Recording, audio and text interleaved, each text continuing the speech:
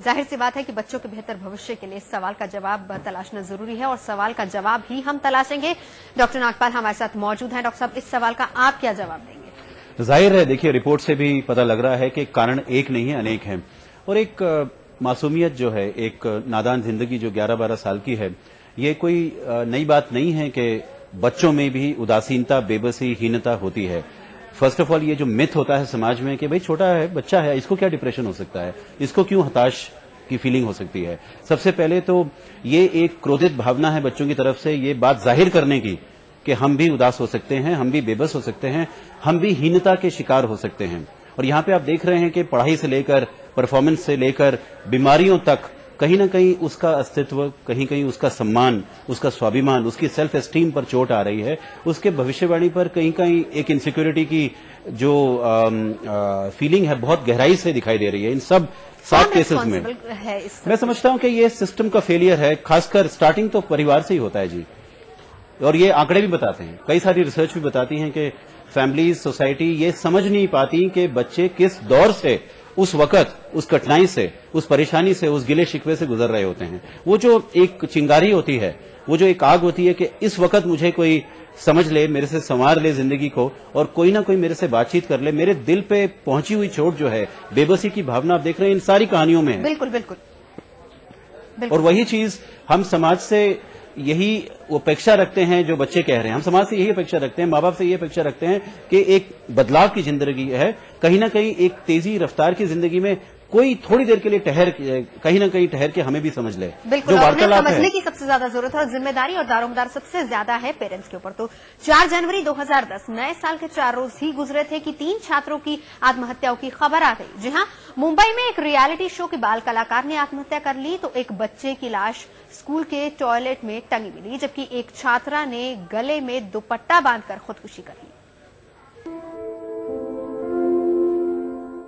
मुंबई की ये तीनों तस्वीरें रुलाने वाली है, दिल दहलाने वाली है। 24 घंटे और शहर के अलग अलग इलाकों में 3 स्टूडेंट्स ने खुदकुशी कर ली। तीनों के हालात अलग, तीनों की जिंदगी अलग, तीनों की उम्र अलग, लेकिन तीनों का अंजाम एक। ये शारदाश्रम विद्या मंदिर है, मुंबई का एक स्कूल जहां बच्चे आते हैं अपनी जिंदगी संवारने के लिए। बचपन की कली यहाँ खिलकर खूबसूरत फूल बनती है। लेकिन इस स्कूल में जो ताजा घटना हुई है वो हैरान करने और डराने वाली है। मुंबई में दादर के इस स्कूल की 7वीं क्लास के एक छात्र ने खुदकुशी कर ली। घटना उस वक्त की है जब क्लास में अटेंडेंस लग रही थी। 7:15 बजे का वक्त था और छात्र क्लास में नहीं था। बताया जा रहा है कि उसने अपने एक साथी से कहा था कि वो टॉयलेट जा रहा है, लेकिन कुछ देर बाद ही स्कूल के टॉयलेट में उसकी लाश मिली। सैटरडे को मिला था, अभी सुबह टॉयलेट में गया, वापस आया 2 पीरियड से। छात्र की लाश रस्सी से लटकी मिली थी। पुलिस इसी आधार पर घटना को खुदकुशी का केस बता रही है।